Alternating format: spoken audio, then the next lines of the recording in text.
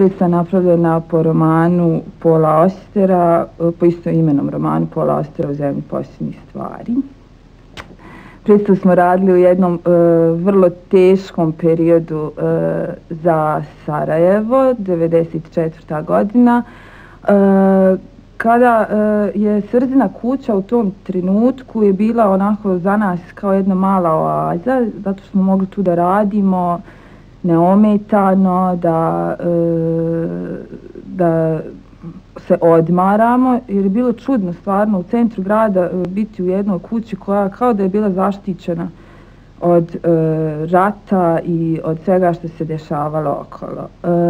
Igrali smo dvije predstave, dvije verzije predstave, jedna je bila na engleskom, jedna je bila na bosanskom.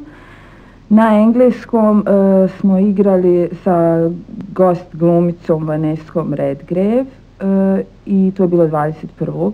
augusta 1994. A 23. augusta 1994. smo igrali na bosanskom jeziku.